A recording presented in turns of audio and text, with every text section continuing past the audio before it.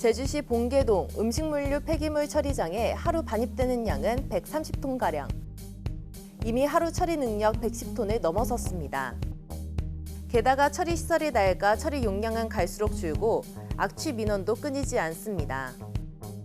음식물 쓰레기 처리 대란을 막기 위해 서귀포시 색달동에 광역 음식물류 폐기물 처리 시설이 들어섭니다.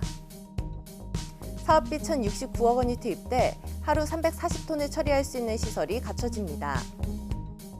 음식물류 폐기물 처리 과정에서 발생하는 바이오가스를 활용해 연 20억 원 상당의 전력과 연료도 생산하게 됩니다. 제주자치도는 광역 음식물류 폐기물 처리 시설 착공에 맞춰 2030 쓰레기 걱정 없는 자원순환 제주 프로젝트를 공개했습니다. 2030년 폐기물 직매립 금지에 대비해 첨단 폐기물 소각시설을 늘릴 계획입니다. 플라스틱 폐기물 발생량을 30% 줄이기 위해 다회용 컵을 사용하도록 하고 생분해성 멀칭 비닐도 보급할 방침입니다. 다음 달 광역생활자원회수센터를 착공하고 제주 자원순환 혁신 클러스터도 조성할 계획입니다.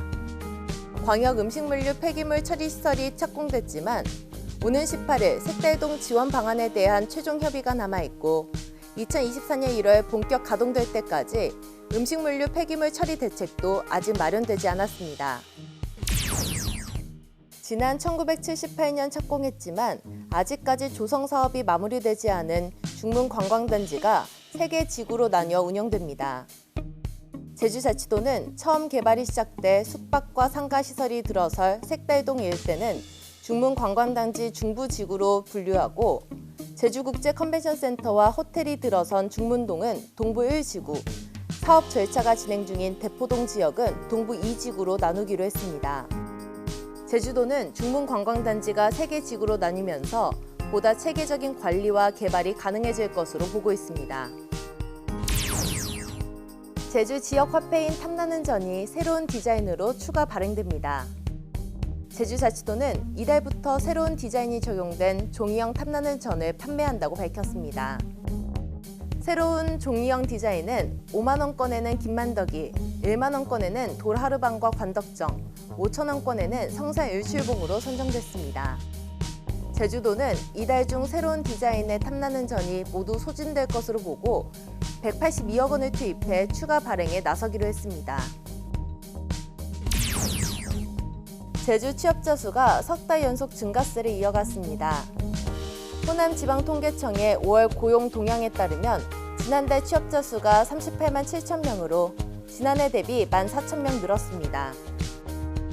이는 전달 19,000명이 늘어난 데 이어 3개월 연속 증가한 것으로 지난 3월 이후 코로나19 기저효과 본격화에 거리두기 유지 등이 방연된 게 주 요인으로 풀이되고 있습니다. 고용률은 68.2%로 지난해보다 1.8%포인트 올랐습니다.